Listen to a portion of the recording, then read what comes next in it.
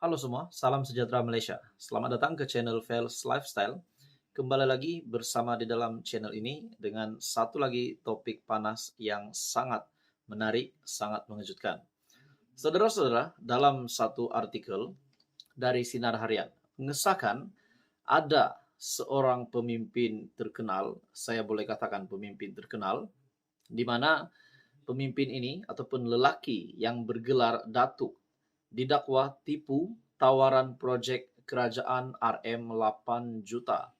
Bagi saya ini satu pendedahan ataupun satu um, tangkapan, saya boleh katakan tangkapan, disebabkan beliau tertangkap menipu tawaran proyek kerajaan RM 8 juta. Sudah pasti banyak kepimpinan politik di Malaysia yang pasti dikejutkan dengan kabar berita yang panas ini. Dalam satu artikel dari Sinar Harian, seorang bekas setiausaha sulit kepada bekas timbalan menteri didakwa di Mahkamah Session pada Selasa atas pertuduhan memperdayakan seorang lelaki berhubung tawaran tender projek kerajaan bernilai RM 8 juta. Tertuduh Datuk Nasaruddin Mahamud yang berumur 57 tahun. Bagaimanapun, mengaku tidak bersalah sebaik pertuduhan dibacakan di hadapan Hakim Norma Ismail. Berdasarkan pertuduhan, tertuduh didakwa menipu lelaki berkenaan supaya mempercayai bahawa dia membuat urusan suatu tawaran tender projek kerajaan dengan harga RM 8 juta dan dengan curangnya mendorong lelaki tersebut mempercayai tertuduh bertanggungjawab menguruskan projek itu.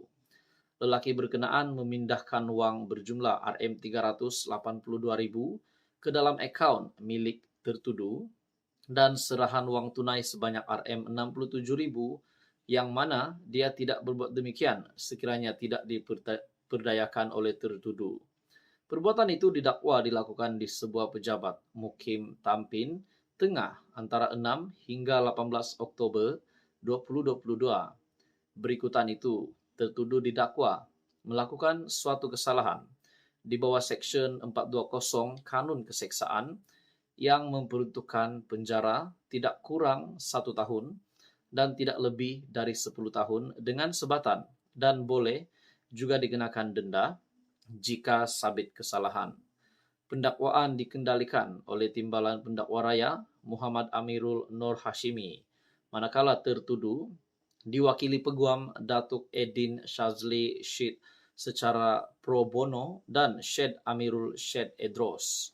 Edin Shazli memohon mahkamah untuk mempertimbangkan beberapa keadaan antaranya kesalahan di bawah Seksyen 420 Kanun Keseksaan, walaupun tidak boleh dijamin, namun penipuan adalah dalam kategori paling rendah. Tertuduh melalui proses sukar baru keluar dari IJN, berpindah ke hospital kerajaan dan menghadapi kesulitan membayar bil di IJN. Beliau mempunyai masalah jantung kritikal yang memerlukan urusan segera menjalani pembedahan. Bagi saya, tuan-tuan dan puan semua, secara pribadi, ini satu lagi kejutan besar untuk pemimpin-pemimpin politik di Malaysia, di mana ini juga menjadi amaran kepada ramai pemimpin politik di Malaysia supaya tidak, bukan saja kepada pemimpin politik, namun kepada ramai orang juga, supaya tidak menipu, lebih-lebih lagi berkaitan dengan menipu tawaran projek kerajaan. Dan ini pula di mana tajuk artikel ini, lelaki bergelar Datuk didakwa tipu tawaran projek kerajaan RM 8 juta. Jadi saudara-saudara, apa komen Anda? Teruskan bersama di dalam channel ini untuk info yang seterusnya. Mohon bantu channel ini dengan menekan butang like, share, dan subscribe. Salam sejahtera Malaysia. Selamat datang ke channel Vels Lifestyle. Tuan-tuan dan puan, akhirnya Perdana Menteri Datuk Seri Anwar Ibrahim dengan satu lagi pendedahan yang berkaitan dengan pemimpin yang bersih dan pemimpin yang kuat menyakau duit kerajaan, duit rakyat. Seperti yang kita tahu, bahawa Datuk Seri Anwar Ibrahim sebagai Perdana Menteri sebelum ini pernah dikecam setelah melantik Zahid Hamidi menjadi Timbalan Perdana Menteri. Kecaman itu diterima oleh Datuk Seri Anwar Ibrahim disebabkan Ahmad Zahid Hamidi sendiri berhadapan dengan pertuduhan di mahkamah. Nah, pada akhirnya Datuk Seri Anwar Ibrahim membuat pendedahan bahawa susah mahu cari pemimpin yang bersih. Malahan, Perdana Menteri juga berkata, yang lalu biarlah berlalu. Kerajaan hari ini kena fokus dengan ketulusan menjadi kerajaan, menjadi pemimpin kerajaan. Seperti yang kita tahu, Datuk Seri Anwar Ibrahim berkata dalam satu artikel dari Malaysia Kini, dia berkata demikian selepas menyerang Dr. Mahathir Mohamad berhubung apa yang didakwa sebagai amalan korupsi ketika dia mentadbir negara. Dalam satu artikel dari Malaysia Kini, susah nak cari yang bersih, ramai yang sakau. Nah, ini dinyatakan sendiri oleh Perdana Menteri Datuk Seri Anwar Ibrahim.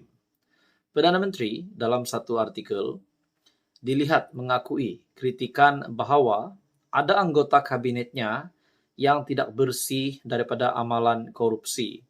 Sudah pasti ada juga yang membuat persoalan, adakah Zahid Hamidi tidak akan bertahan menjadi Timbalan Perdana Menteri sebab beliau sendiri berhadapan dengan pertuduhan mahkamah. Nah, pada akhirnya penjelasan hari ini dari Datuk Seri Anwar Ibrahim sudah pasti akan menjawab soalan-soalan ini. Anwar bagaimanapun berkata, sukar untuk mendapatkan pemimpin yang bersih. Berucap di Putrajaya, Anwar berkata, selagi memimpin kerajaan, dia tidak akan membenarkan mana-mana menteri, termasuk dirinya, untuk menyalahgunakan kuasa untuk menyakau. Apa yang lalu, biarlah lalu.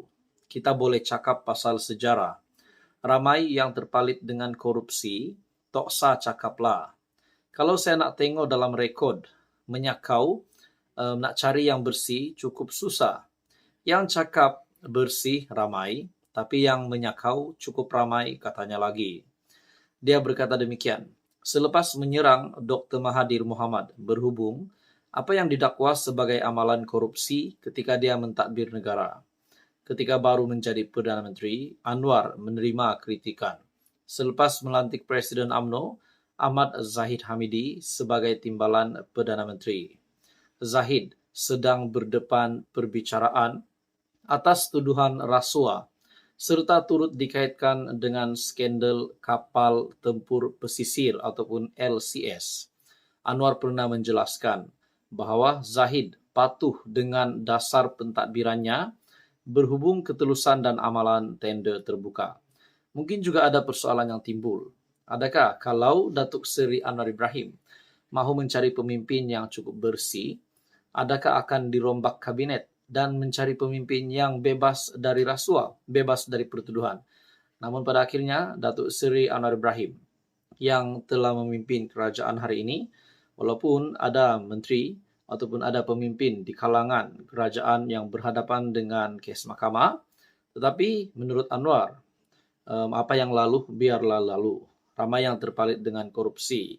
Kalau saya nak tengok rekod, nak cari yang bersih cukup susah, kata Datuk Seri Anwar Ibrahim. Bagi saya ini satu kejutan besar untuk Tun Mahathir dan Perikatan Nasional setelah Datuk Seri Anwar Ibrahim mendedakan, susah nak cari yang bersih, ramai yang sakau. Jadi menurut Anda, saudara-saudara, ini pasti satu kejutan besar dari Perdana Menteri.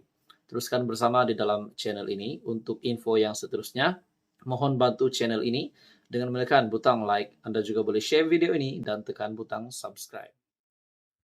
Halo semua, salam sejahtera Malaysia. Selamat datang ke channel Fels Lifestyle. Kembali lagi bersama di dalam channel ini dengan satu lagi topik panas yang sangat menarik, sangat mengejutkan. Saudara-saudara, dalam satu artikel dari Sinar Harian, mengesahkan ada seorang pemimpin terkenal, saya boleh katakan pemimpin terkenal, di mana pemimpin ini ataupun lelaki yang bergelar Datuk didakwa tipu tawaran projek kerajaan RM8 juta. Bagi saya ini satu pendedahan ataupun satu tangkapan, saya boleh katakan tangkapan, disebabkan beliau tertangkap menipu tawaran proyek kerajaan RM 8 juta. Sudah pasti banyak kepimpinan politik di Malaysia yang pasti dikejutkan dengan kabar berita yang panas ini. Dalam satu artikel dari Sinar Harian, seorang bekas setiausaha sulit kepada bekas timbalan menteri didakwa di Mahkamah Session pada Selasa atas pertuduhan memperdayakan seorang lelaki berhubung tawaran tender projek kerajaan bernilai RM 8 juta. Tertuduh Datuk Nasaruddin Mahamud yang berumur 57 tahun. Bagaimanapun, mengaku tidak bersalah sebaik pertuduhan dibacakan di hadapan Hakim Norma Ismail. Berdasarkan pertuduhan, tertuduh didakwa menipu lelaki berkenaan supaya mempercayai bahawa dia membuat urusan suatu tawaran tender projek kerajaan dengan harga RM 8 juta dan dengan curangnya mendorong lelaki tersebut mempercayai tertuduh bertanggungjawab menguruskan projek itu. Lelaki berkenaan memindahkan wang berjumlah RM382,000 ke dalam akaun milik tertuduh dan serahan wang tunai sebanyak RM67,000 yang mana dia tidak berbuat demikian sekiranya tidak diperdayakan oleh tertuduh. Perbuatan itu didakwa dilakukan di sebuah pejabat Mukim Tampin Tengah antara 6 hingga 18 Oktober 2022. Berikutan itu, tertuduh didakwa melakukan suatu kesalahan di bawah Seksyen 420 Kanun Keseksaan yang memperuntukkan penjara tidak kurang 1 tahun dan tidak lebih dari 10 tahun dengan sebatan dan boleh juga dikenakan denda jika sabit kesalahan. Pendakwaan dikendalikan oleh Timbalan Pendakwa Raya Muhammad Amirul Nur Hashimi, manakala tertuduh diwakili Peguam Datuk Edin Shazli Syed secara pro bono dan Syed Amirul Syed Edros. Edin Shazli memohon mahkamah untuk mempertimbangkan beberapa keadaan antaranya kesalahan di bawah Seksyen 420 Kanun Keseksaan. Walaupun tidak boleh dijamin, namun penipuan adalah dalam kategori paling rendah. Tertuduh melalui proses sukar baru keluar dari IJN, berpindah ke hospital kerajaan dan menghadapi kesulitan membayar bil di IJN. Beliau mempunyai masalah jantung kritikal yang memerlukan urusan segera menjalani pembedahan.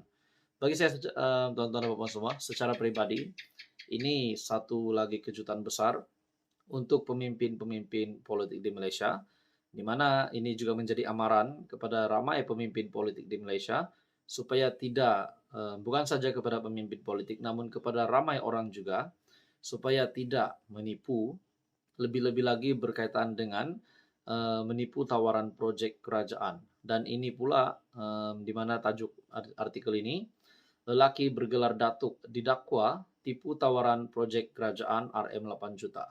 Jadi saudara-saudara, apa komen Anda? Teruskan bersama di dalam channel ini untuk info yang seterusnya. Mohon bantu channel ini dengan menekan butang like, share, dan subscribe. Halo semua, salam sejahtera Malaysia. Selamat datang ke channel Vels Lifestyle. Saudara-saudara, tuan-tuan dan puan, satu lagi kejutan besar untuk kepimpinan PAS, di mana saya melihat dalam sebuah artikel berita mengesahkan pengunduran diri oleh sebuah calon dari kepimpinan politik PAS.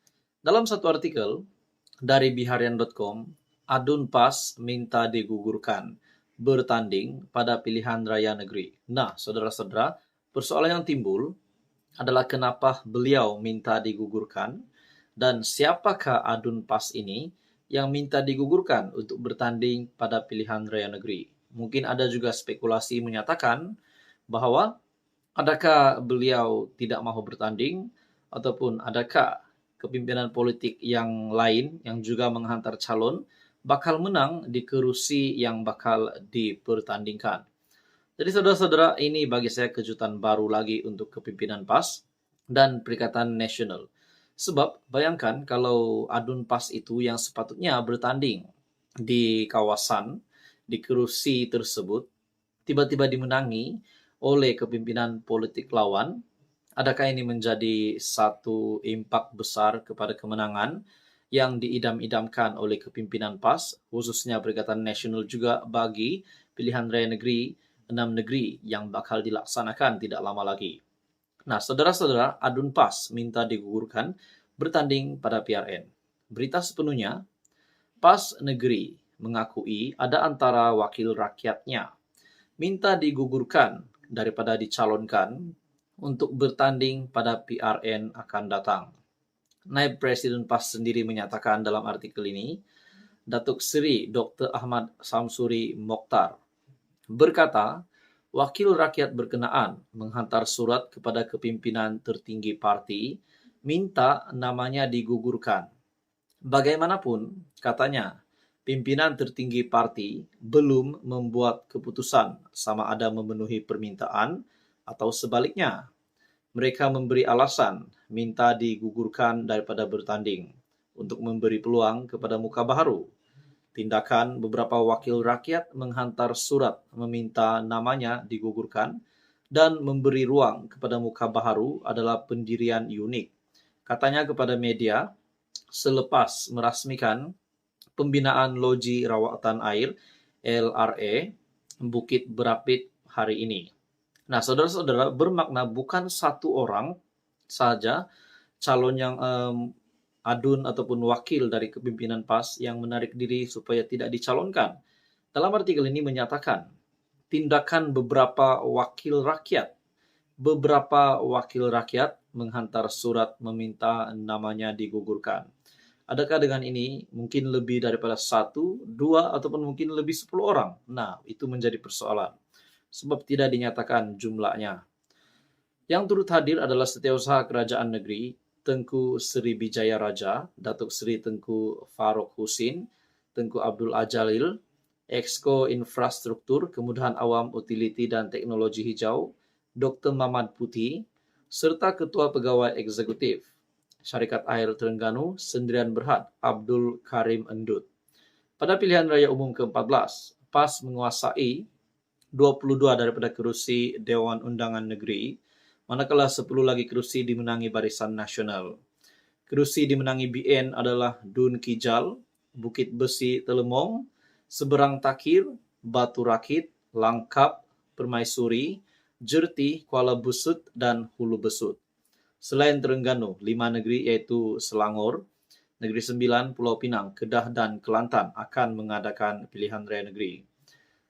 Mengelas kaedah menggunakan bapa angkat untuk membantu kelancaran kempen, adun ruh rendang itu berkata, PAS dan parti dalam gabungan PN akan menggunakan strategi sendiri. Katanya, PAS ada cara dan strategi yang lebih baik daripada menggunakan kaedah bapa angkat untuk membantu jentera pilihan raya di 32 adun. Pada akhirnya, saudara-saudara, dalam satu artikel mengesahkan, adun PAS minta digugurkan bertanding pada PRN. Menurut Anda, adakah ini akan memberikan kesan pertama, kesan buruk ataupun kesan yang baik kepada kepimpinan PAS untuk memenangi pilihan raya negeri pada kali ini? Teruskan bersama di dalam channel ini untuk info yang seterusnya. Mohon bantu channel ini dengan menekan butang like. Anda juga boleh share video ini dan tekan butang subscribe. Halo semua, salam sejahtera Malaysia. Selamat datang ke channel Fels Lifestyle. Kembali lagi dengan satu lagi topik panas. Seperti yang kita tahu, Tun Mahathir yang pernah menjadi Perdana Menteri 2 kali membuat kenyataan dan seolah-olah merendah-rendahkan kepimpinan Kerajaan Perpaduan bersama DAP. Bahkan tuduhan Tun Mahathir yang mengatakan DAP akan mengugut Perdana Menteri berkaitan dengan isu perkauman, khususnya agama Islam. Nah, saudara-saudara, memetik satu artikel di mana Tun Mahathir membuat kenyataan, DAP mahu jadikan Malaysia negara berbagai kaum sekuler. Nah, pada akhirnya saudara-saudara, Datuk Seri Anwar Ibrahim dengan satu pendedahan yang dinanti-nantikan rakyat Malaysia, dinantikan ramai orang, dan ini harus didengar oleh kepimpinan politik, terutamanya Tun Mahathir. dalam satu artikel dari Astro Awani, sebagai Muslim, saya akan pertahan Islam dan hak setiap warga negara, kata Perdana Menteri Malaysia Datuk Seri Anwar Ibrahim. Bagi saya ini satu kenyataan dari Perdana Menteri yang dinantikan ramai. Perdana Menteri Datuk Seri Anwar Ibrahim menegaskan beliau akan tetap menegakkan syiar dan penghayatan Islam agar lebih bermakna di negara ini. Pada masa yang sama, jelasnya hak dan keadilan bagi setiap warga negara akan tetap dipertahankannya. Saya sebagai seorang Muslim ada tanggung jawab seorang Muslim.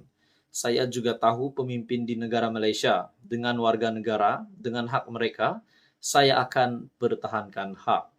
Di depan Majlis Jakim dan majoriti umat Islam, saya tetap menyediakan syiar dan pastikan penghayatan Islam lebih bermakna. Tetapi, saya akan tetap pertahankan hak dan keadilan bagi setiap warga negara, termasuk bukan Islam jelasnya. Beliau berkata demikian ketika berucap dalam majlis perasmian peluncuran buku adab perbezaan pendapat dalam Islam di Auditorium Jabatan Kemajuan Islam Jakim, Kompleks Islam Putrajaya pada Selasa. Nah, saudara-saudara, bagi saya, setelah Datuk Seri Anwar Ibrahim membuat kenyataan ini, sudah pasti ini kejutan baru untuk Tun Mahathir. Walaupun kita tahu kenyataan Tun Mahathir bahwa DAP mahu jadikan Malaysia negara berbagai kaum. Pada akhirnya, Anthony Locke sendiri membuat kenyataan bahwa Dr. Mahathir membuat tuduhan yang tidak berasas.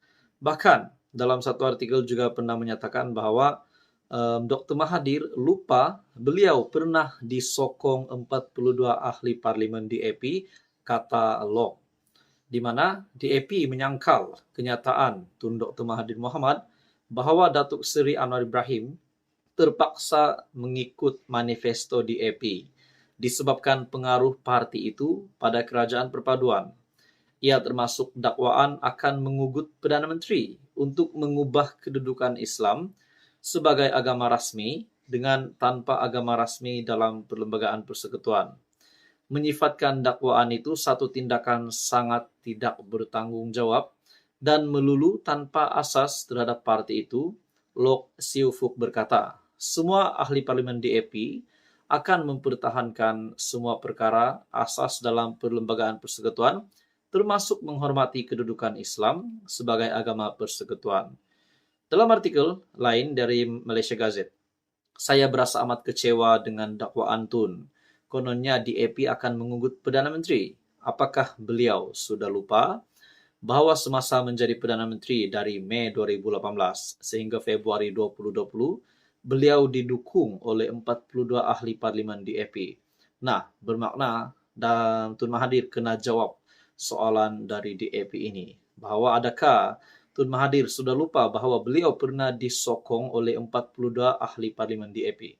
Nah, pada akhirnya dalam artikel tadi, Datuk Seri Anwar Ibrahim berkata, sebagai Muslim, di mana kenyataan Datuk Seri Anwar Ibrahim, sebagai Muslim, saya akan pertahan Islam dan hak setiap warga negara. Ini kejutan baru untuk Tun Mahathir. Menurut Anda, apa komen Anda?